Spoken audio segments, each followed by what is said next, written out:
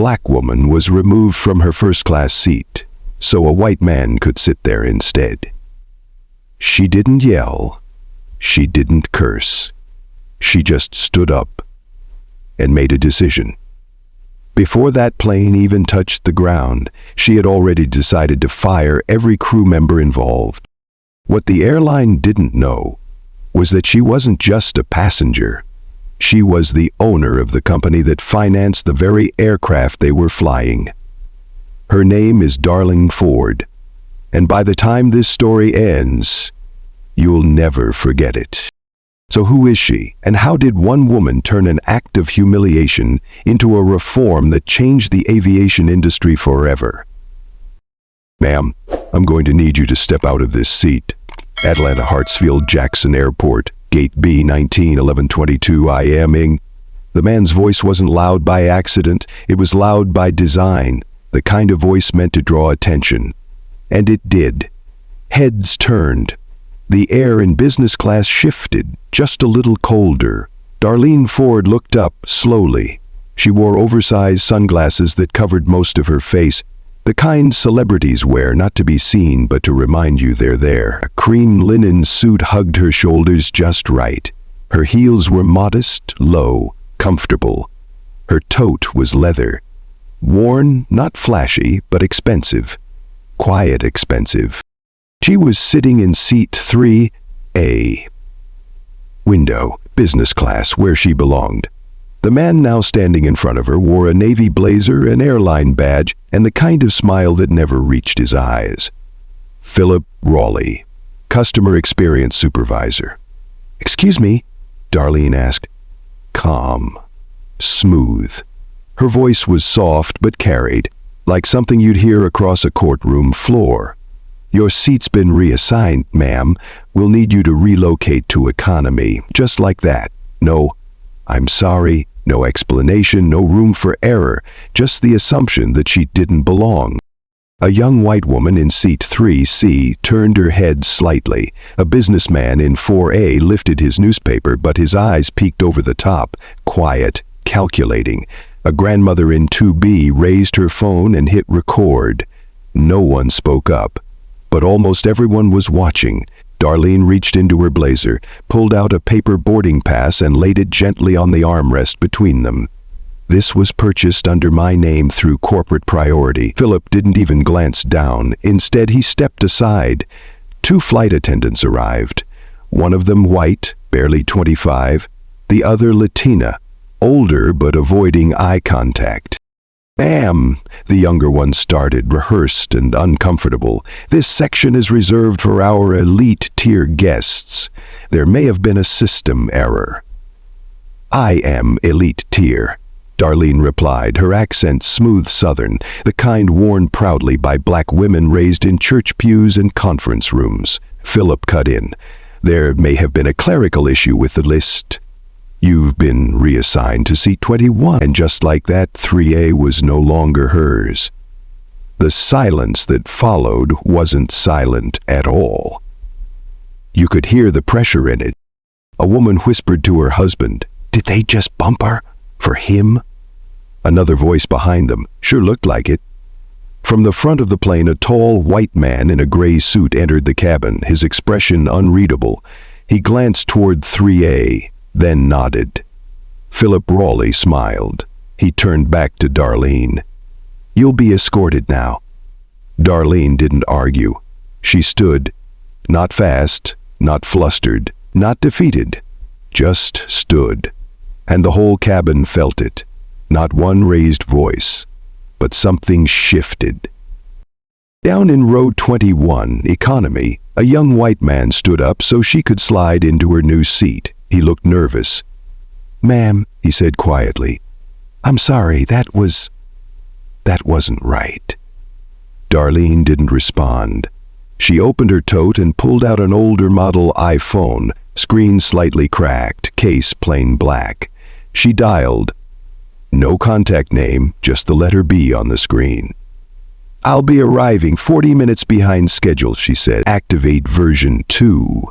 That was it. She ended the call, slipped the phone back into her tote, didn't even blink.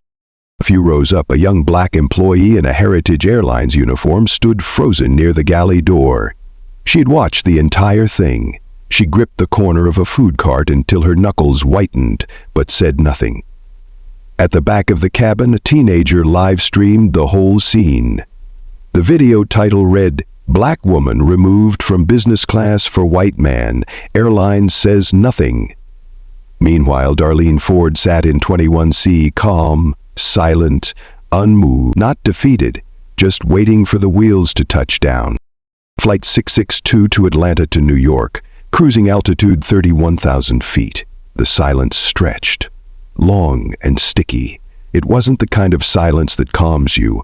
It was the kind that buzzes between people too polite to speak and too aware to ignore. Row 3 was quiet. Too quiet. The man now seated in seat 3A, a white man, mid-40s, golf watch, pressed blazer, confidence, sipped his sparkling water like nothing had happened. He didn't look back. He didn't need to. 2 rows behind, the woman in seat 5D turned to her husband and whispered, "You saw that, right? The way they just moved her? She must have been in the wrong seat," he mumbled back. "She had the pass in her hand," the woman replied. "I saw it." In the back of the plane, row 21, Darlene sat perfectly still, back straight, eyes closed, not sleeping, not resting, just centering. Her tote bag was tucked tightly beneath the seat in front of her.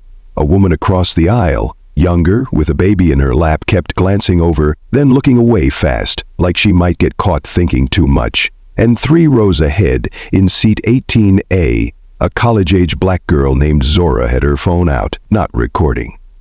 Not yet, just watching. She leaned to her friend and whispered, "Something feels off." "That lady?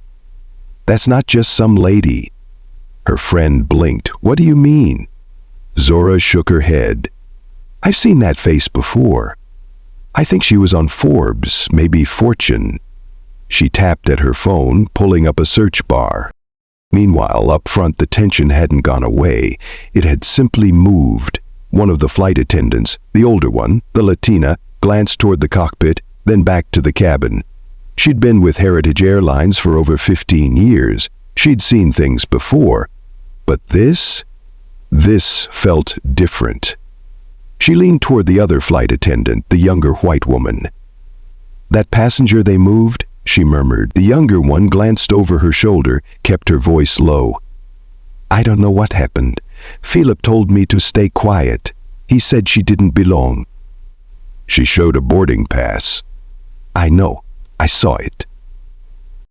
Back in the cabin, the man in 3A scrolled on his phone, then smiled.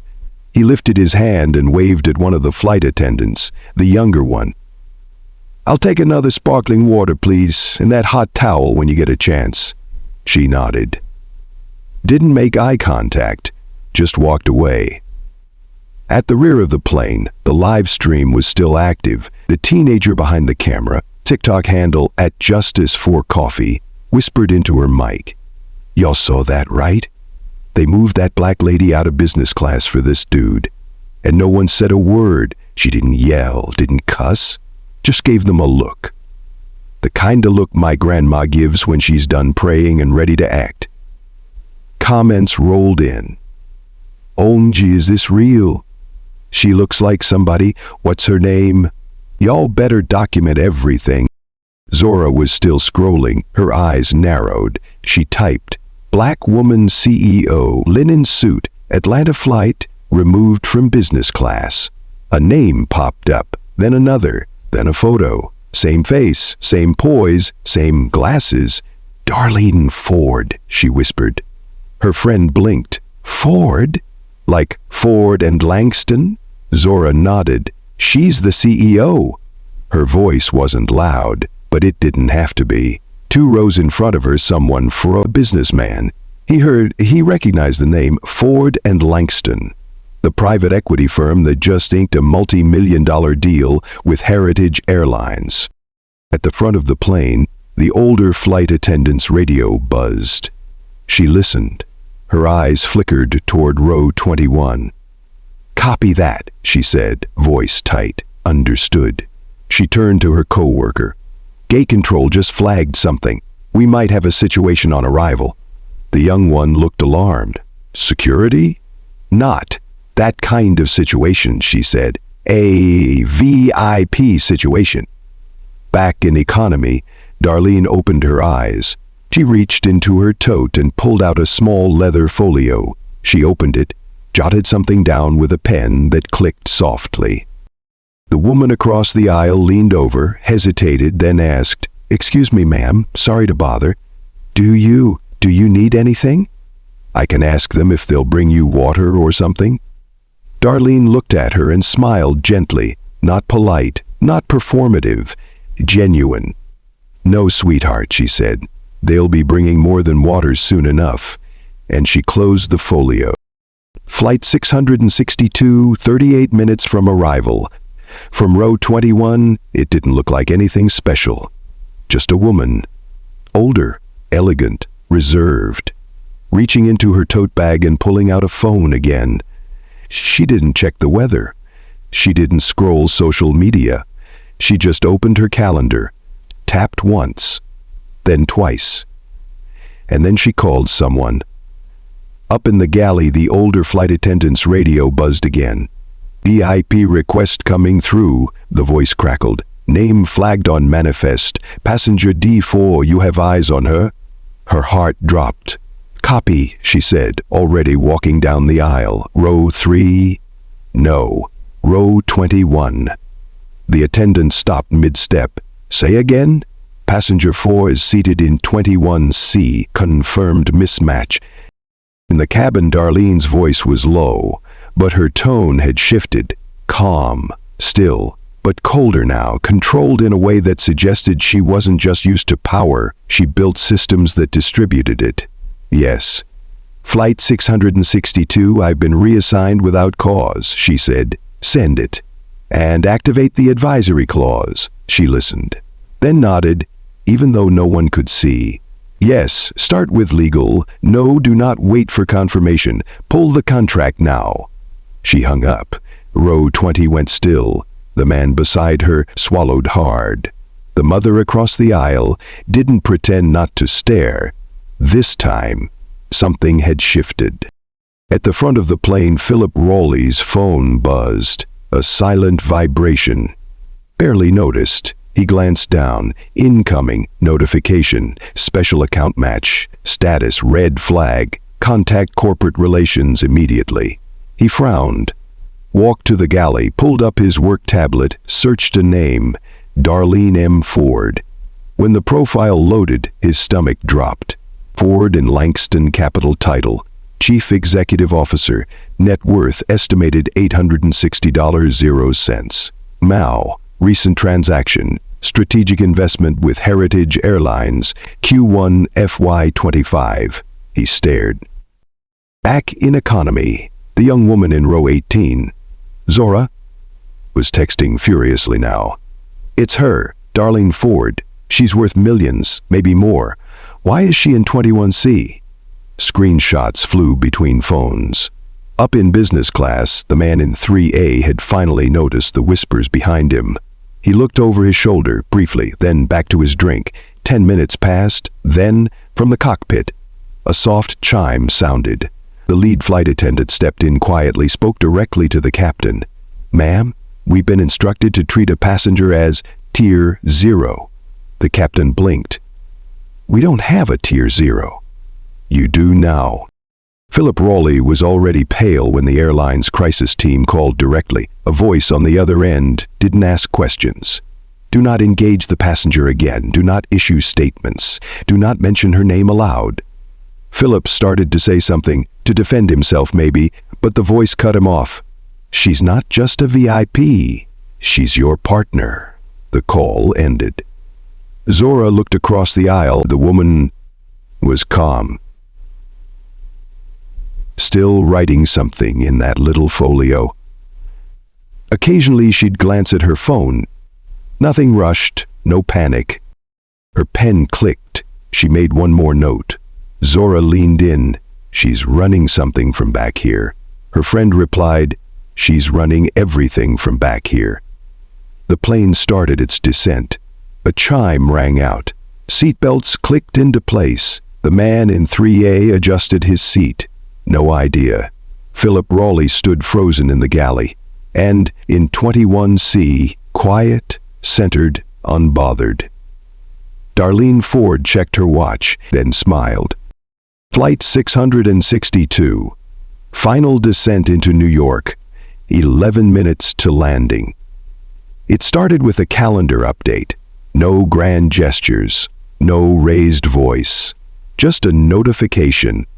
Quietly pushed to over 40 executive inboxes at 11:44, i.e., Eastern. Activated Clause B7, activated by Ford and Langston Executive Chair. Subject, Emergency Governance Review. Heritage Airlines contractual standing effective immediately. Inside the first-class galley, Raleigh's tablet pinged again. This time, with a warning in red, contracted partner in breach review. Escalate to General Counsel. He looked like he'd seen a ghost. Down in row 21, Darlene adjusted her seatbelt, still poised, still silent. But everything had already shifted. The man next to her tried not to look, but failed. He finally leaned closer. "Ma'am, I don't mean to be nosy, but are you like someone important?" Darlene turned to him, eyes kind but unwavering. "I'm just someone who doesn't appreciate being told where she doesn't belong." And then she turned her gaze forward. In seat 3A, the man who'd replaced her was rubbing his temples. Something about the energy around him had changed. Not louder, but heavier. He glanced back again, this time seeing more passengers watching him than before. Some had phones out, some just stared. Flight attendants were whispering now, not behind curtains but openly in the aisles. The younger one had gone pale. The older attendant had locked eyes with the captain, who said only, "Whatever happens when we land, let's not make it worse." A second chime rang from the overhead system, but this one wasn't from the cockpit. It was the onboard satellite uplink, legacy system only triggered by high-level internal comms. The captain looked at the light. "We haven't had a level 1 inbound since COVID lockdowns." At that exact moment, back at Heritage Airlines headquarters, the director of partner relations was staring at a big screen notification. Tier 1 partner dispute, Ford and Langston Holdings, real time. He picked up the phone. "Get me legal and prep the statement." Darlene's phone vibrated once. Quiet. She didn't check it immediately. Instead, she leaned forward slightly and pressed the flight attendant call button. A beat. Then the older attendant appeared. "Yes, ma'am?" Darlene didn't raise her voice. She didn't ask for champagne. She simply said, "Please let your captain know he'll be receiving a call in 5 minutes. From his board of directors." The woman blinked. "I'm sorry?" "You won't need to be," Darlene replied, "as long as you step aside when the call comes in." The attendant disappeared like a ghost into the galley. The younger one followed her in a hurry. Passengers watched them whisper. Some began filming. Something was happening. No one knew what, but everyone felt it. The air was changing. In seat 18A, Zora texted again. "She's not even talking, and somehow everyone else is panicking." Her friend sent back, "Queen behavior." The plane banked slightly as it prepared for landing. The captain's headset crackled. A voice came through. "Not ATC, not ground crew. Captain Rowan, you're instructed to confirm the presence of a Tier 0 account holder on board. Do you copy?" He froze. "Confirming. Prepare to receive board-level directives upon landing. You are not to deplane the passenger in seat 21C. Do you understand?" The captain turned to the co-pilot. "What the hell is a Tier 0? The answer came instantly. "Apparently," the voice said, "it means she signs our checks." Back in economy, Darlene took a single breath, measured, precise, and with nothing more than that, the balance of power shifted mid-air.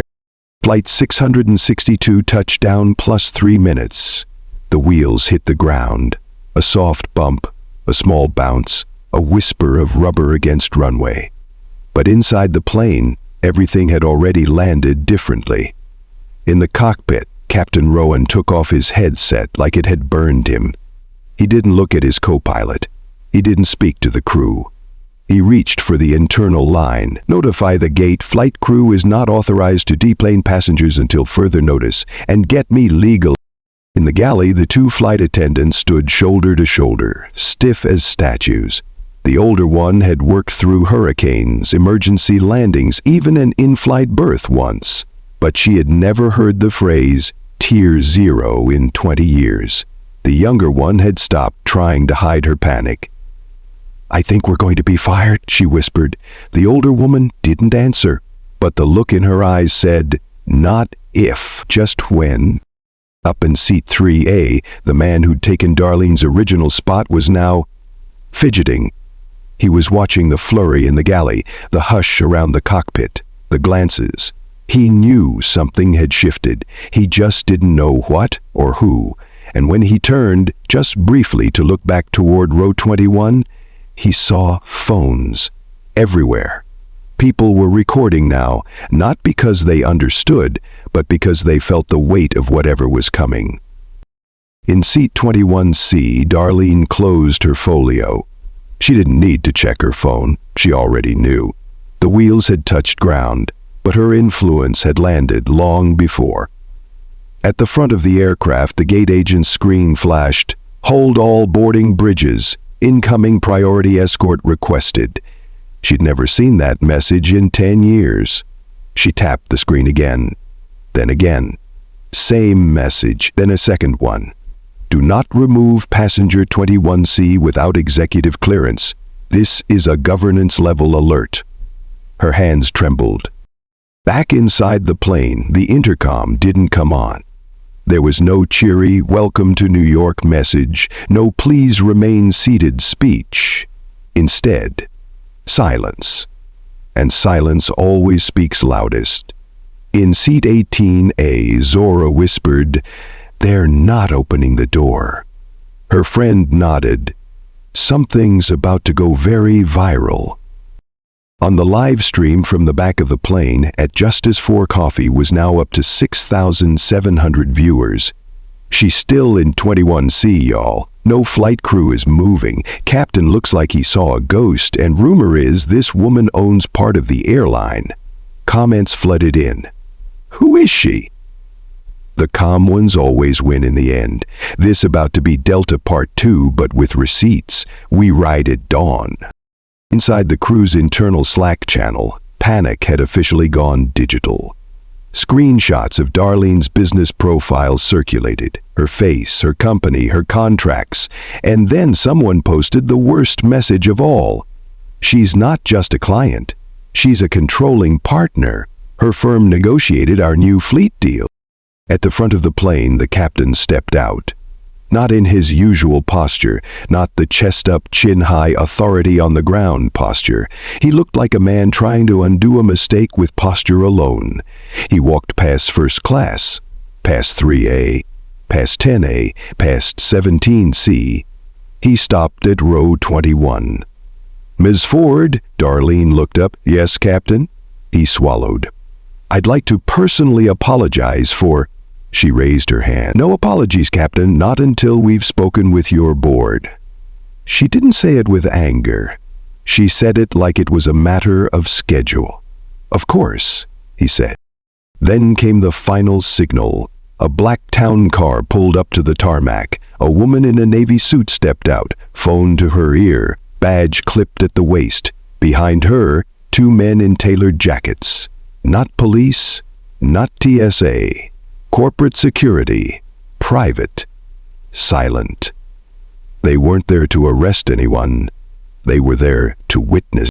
In row 3, the man who took Darlene's seat leaned over and whispered to the woman in 3C, "I think I just made a career-ending mistake." The woman didn't look at him. She was already uploading a video with the caption, "White man bumps black CEO from her seat. Doesn't know she owns part of the company." In row 21, Darlene stood, straightened her jacket, grabbed her tote, and walked. calm and steady, to the front of the plane, where the captain stepped aside. As she passed the galley, she paused, looked at the two attendants. "You'll both want to check your inbox when we land," she said. She didn't say it cruelly. She said it clearly. As Darlene stepped off the plane, the live stream viewers jumped past 12,000, and someone in the comments said what everyone else was thinking. She didn't raise her voice. She didn't need to. That's how power moves. 8:17. JFK Airport, 12:27 p.m.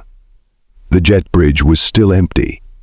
Passengers sat frozen inside the plane, their seatbelts long unbuckled, belongings in their laps, yet no one moved. It wasn't turbulence holding them back, it was the weather inside the cabin. And all of it centered on one woman. Darlene Ford stood near the exit. Not blocking it, just anchoring it. She had requested one thing from the captain: clear the gate area before ID plane. He had obeyed, without question. No boarding agents, no press, no other passengers allowed near the jet bridge, only her. And the three people waiting just beyond the aircraft door. The first was Naomi Sinclair, head of corporate relations at Heritage Airlines, a woman used to leading rooms full of executives. Today, she looked like she'd been summoned to the principal's office. The second was Greg Mathers, general counsel, holding a manila folder and chewing the inside of his cheek like it owed him something. The third was silent, a man in an unmarked gray suit. He didn't speak, he didn't blink, he just observed. Darlene stepped off the plane, smooth, no ceremony, no pause. She looked at Naomi. "Was the board informed?" Naomi nodded quickly. "Yes, Ms. Ford, they're assembled. They've asked if you prefer to—" "I'll address them in person. 15 minutes. Your Manhattan office, conference room D." Greg spoke up. "Should we arrange transport?" "No," Darlene interrupted. "I have my own car, but I'll need your internal incident logs, raw footage from the security feed, and a printout of staff certifications. I want names." Greg hesitated, then nodded. "Yes, of course." Behind her, the flight crew had begun deboarding in silence. Philip Raleigh stepped onto the jet bridge looking like a man headed for trial. He opened his mouth. Darlene raised a hand, not rudely but decisively. "Not now." He stopped speaking immediately. The two flight attendants followed. The younger one had been crying, quietly. She looked 19 again. The older one kept her chin up, but her lips pressed together like she was holding back everything she wanted to say. Darlene turned slightly. "You'll both receive official communication within the hour. I suggest you read it carefully before replying." Neither responded. Neither had to. They already knew. A security officer with an earpiece stepped forward. "Mrs. Ford, your vehicle is ready. Direct to Manhattan. Police escort optional." "Unnecessary," she replied. She turned back, looking at the jet bridge behind her, the plane, the silence, the system that had assumed she was no one. And with her voice as steady as ever, she said to Naomi, "And starting today, I'm the one giving the orders." Heritage Airlines Executive Boardroom, 1:08 p.m., Manhattan HQ. The room was oak and glass and tension, 12 seats around the table, 10 of them filled with board members, one seat at the head, empty, waiting. Until she stepped in, Darlene Ford didn't pause. She walked the full length of the table, her heels soft against the carpet. Her tote bag hung from one arm, her gaze even, unhurried, unimpressed. Naomi Sinclair rose first. "Ms. Ford." "No formalities," Darlene said, placing her folder at the center of the table. "Let's begin." The room sat straighter. She looked at them slowly. "Before I proceed, let me ask a single question." She raised one brow. "Does anyone at this table believe my removal from seat 3A this morning was based on a system error?" Silence. Eyes darted. No one answered. "Good." Darlene opened her folder, slid the first document forward. Shareholder Agreement, Section 9B. The Ownership Clause. The legal counsel leaned in. She continued, Ford and Langston currently owns 18.7% of Heritage Airlines. That includes direct shares and strategic cross-holdings. She slid a second page across the table. Per Clause 9EB, any incident that triggers public scandal, legal liability, or breach of anti-discrimination compliance grants immediate review rights to the shareholder named here. She tapped the page. Me? A board member cleared his throat. Ms. Ford, surely this can be resolved. I'm not here to resolve, she said. I'm here to restructure. She pulled out a flash drive, plugged it into the embedded display port. A video appeared on the monitor. It wasn't a live stream, it was Heritage's own internal security footage. Raw 3, Darlene holding out her boarding pass, Raleigh refusing to look at it, the flight attendants approaching. Seat 3A reassigned, muted, but crystal clear. Overlay that, Darlene said, with the contract summary. A spreadsheet appeared. Line item 14, Fleet Modernization Deal, signed March 18. Ford and Langston Equity Partnership, valued at $320.00 M. She turned. Now ask yourselves, how do your shareholders feel knowing you humiliated the woman who funded your aircraft refresh? Greg, the general counsel, finally spoke. Ms. Ford, we take this seriously, but I want to remind the board that public action may create legal exposure. Darlene nodded, and so would inaction. She pulled out the final document. This is a prepared resolution. If passed today, it allows Ford and Langston to appoint a temporary equity compliance officer with discretionary authority. Let me guess, a woman in glasses said quietly. You've already chosen that officer. Darlene smiled. Yes, me. No one moved. Then Naomi, who had once feared being in this room with Darlene, finally said what no one else would. She owns the damn plane, and we treated her like a stowaway. Silence again. Darlene tapped the table once. This isn't about apologies, it's about alignment. I'm not here to fight with you. I'm here to make sure this never happens again, to me or to anyone who looks like me. The vote passed unanimously. Darlene stood slowly. Then we begin immediately. She turned to Naomi.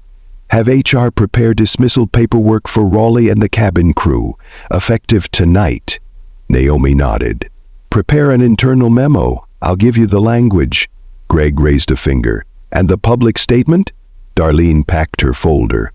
That comes next, but not from you, from me. Heritage Airlines HQ, executive level, 2 p.m. The elevator opened with a soft chime. Darlene Ford stepped out, flanked by 2 members of her compliance team. Both women, both black, both hand-picked for today. She wasn't here to collect apologies, she was here to implement them. First stop, Human Resources. She handed a sealed envelope to the director.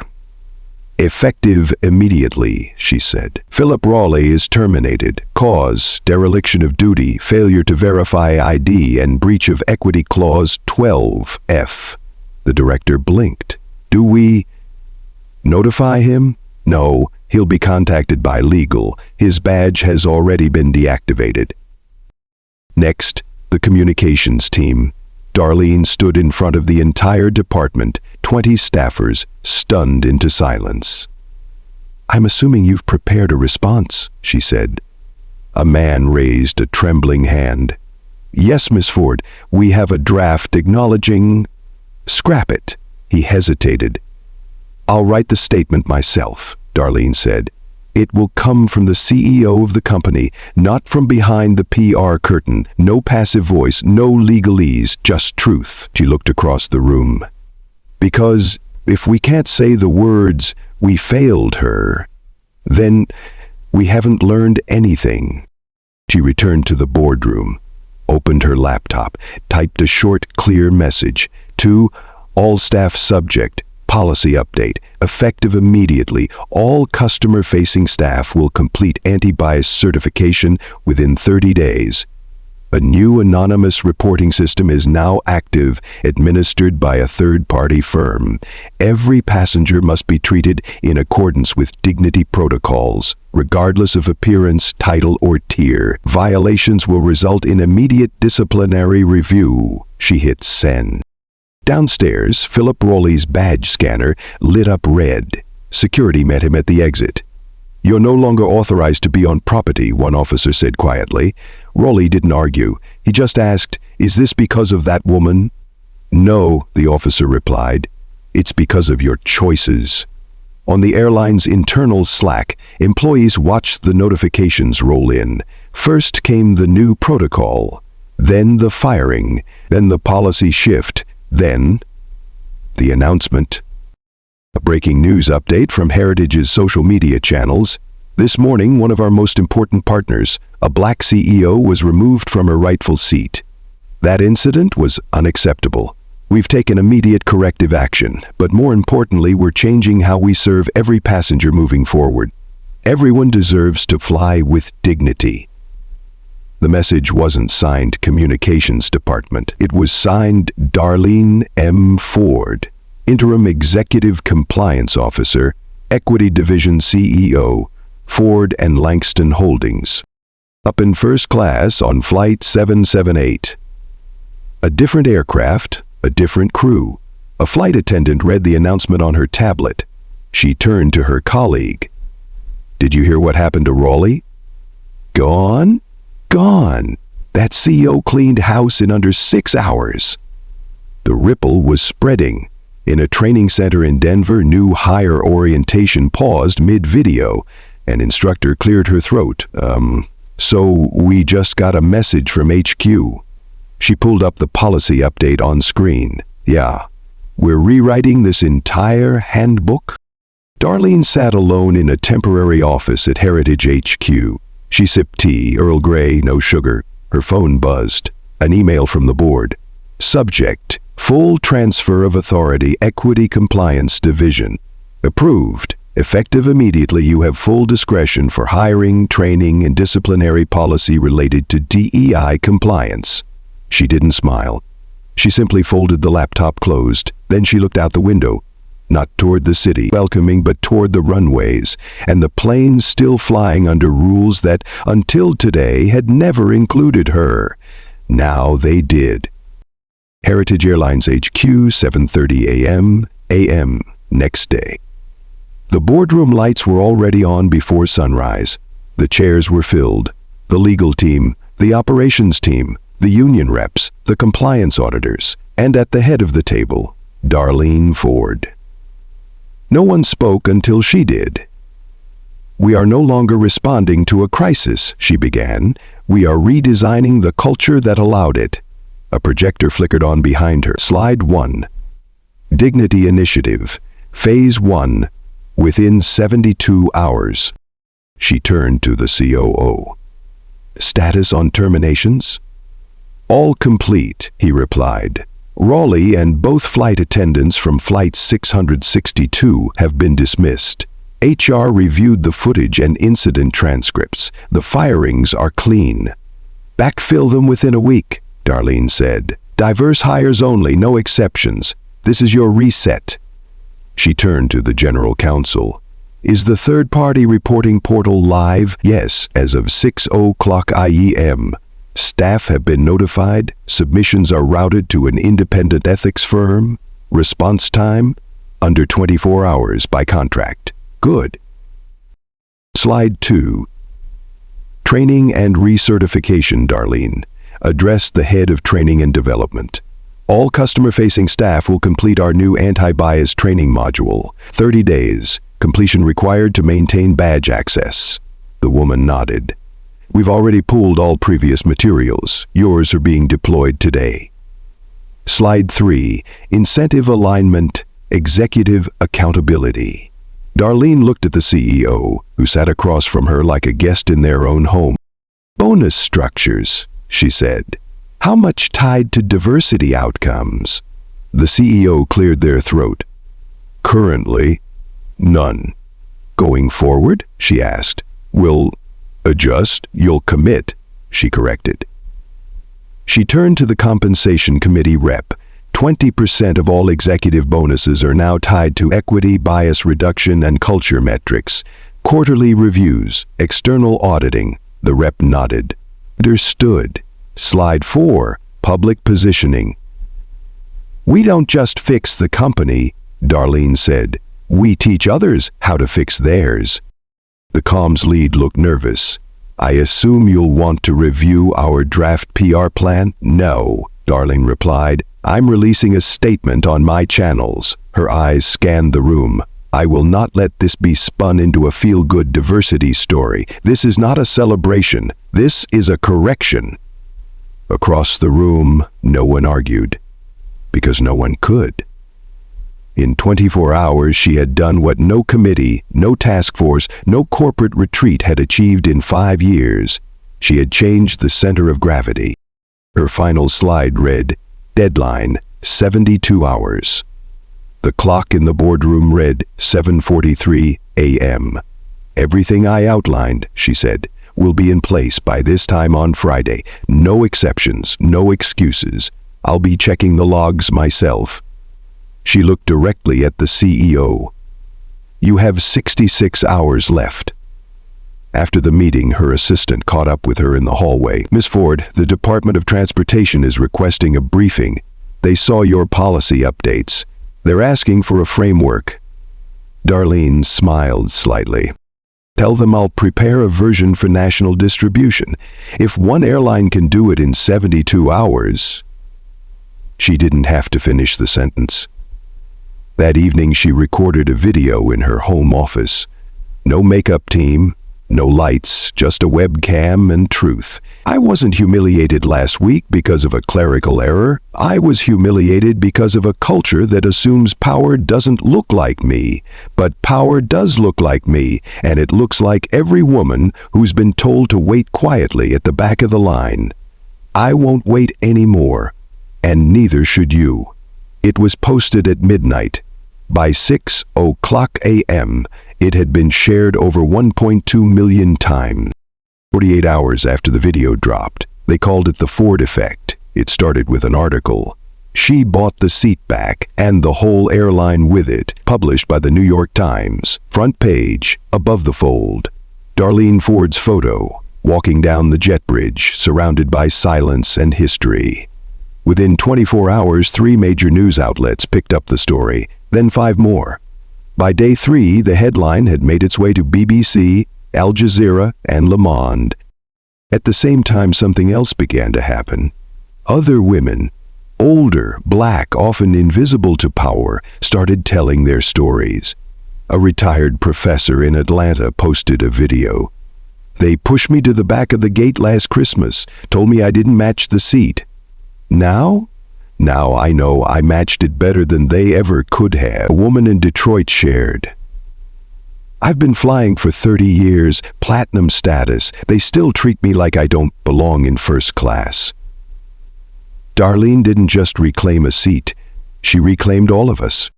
The movement didn't need billboards. It didn't need slogans written in the sky. It started showing up quietly, in the things people said out loud, and in the way they said them. You'd hear it in beauty salons, in radio shows, in corner store conversations. She sat down and didn't flinch. Ford changed more than the flight. She changed the rules. 21C? That's more than a seat now. That's a statement. Nobody was shouting. Nobody was pleading. They were claiming what had always been theirs. And one line in particular started to echo everywhere, on talk shows, in interviews, even in the mouths of strangers. She didn't raise her voice, she raised the standard. At a competing airline's HQ, their CEO paused the quarterly earnings review. Anyone here think we're immune to this? He said, holding up Darlene's video. Silence. Didn't think so. He turned to HR. Re-audit every single customer service protocol. I want results in 7 days or you're all fired. Back at Heritage Airlines, emails poured in. from pilots, from janitors, from women in middle management who had never spoken up before. One said, "I didn't know someone like me could move like that. Now I do." Even the Department of Transportation issued a rare statement. "We are reviewing the Ford framework as a possible model for national equity training standards in aviation." Translation: one woman's seat became federal policy potential. A talk show host cried on air. "This isn't just about flying," she said, voice cracking. "It's about the everyday erasure of women who built the table, only to be asked to sit near the kitchen." In South Africa, a university invited Darlene to keynote. In Brazil, an Afro-Latina entrepreneur group translated her speech into Portuguese. In Paris, young black designers made a t-shirt, 21C, "We Belong Here." It sold out in 3 hours. At a small coffee shop in Harlem, 2 teenage girls were studying. One turned to the other and said, "I think I want to be her when I grow up." The other replied, "You can." In every echo, every comment, every repost, one message cut through. She didn't just sit, she shifted the weight of power. 1 year later, the Smithsonian National Museum of African American History and Culture, Washington, D.C. The exhibit wasn't flashy. No velvet ropes, no blinking lights, no grand opening ceremony. Just a quiet corner, a vintage leather airplane seat, row 21, seat C. Beside it, a plaque. This seat belonged to no one famous, until she sat in it. Curator's note, 2026. A group of schoolgirls walked past. Most didn't know the full story, not yet. But one paused, tilted her head, read the small paragraph beside the seat. The one about a woman named Darlene Ford, the flight, the fallout, the reforms. She whispered to her teacher, "Is she still alive?" The teacher smiled, "Oh yes, baby, she's still flying." Meanwhile, across the country, in an executive conference room in Seattle, a new airline's onboarding video played for fresh hires. A firm, calm voice narrated the final training module. "We lead with presence, we serve with equity, we correct with speed, and we never, ever forget the seat." The screen faded to black, and then the last slide appeared. The Ford Standard, company-wide since 2025. In New York, Darlene sat by a window at her favorite cafe. She liked it there. No special treatment, no whispers. Just morning sun, a paper cup of hot tea, and the satisfaction of silence earned. She had turned down interviews, declined awards, let the echo do the talking. Her name didn't need to be shouted. It had been written, in policy, in architecture, in culture. That was louder than any headline. A woman walked past her table, paused, turned back. "You're her, right?" the woman asked softly. "You're the seat lady?" Darlene looked up, smiled just enough. "I'm the woman," she said, "who didn't give it up." That night, she wrote a note to herself. No audience, no email, just pen and paper. "You sat down, Darlene," and they finally stood up. She folded it, slipped it inside the first boarding pass she ever kept. Row 3A, the seat she never needed back. Because she had taken something better. Control. In the quiet of the evening, her phone buzzed. A news alert. 2 new airlines adopt the Ford Standard. She didn't even open it. She simply looked out the window at the city glowing below. Because legacy isn't about who remembers your name. It's about how many lives breathe easier because you lived it loud. Thank you for staying with me till the very end. This wasn't just a story about a flight. It was about dignity, about what happens when a black woman refuses to shrink and instead decides to lead. Darlene didn't need a louder voice. She needed the world to listen. And maybe that's what we all need. A reminder that power doesn't always look like what they expect. If this moved you, please leave a comment, share your thoughts, and hit that subscribe button, because we've got more stories coming and you won't want to miss them.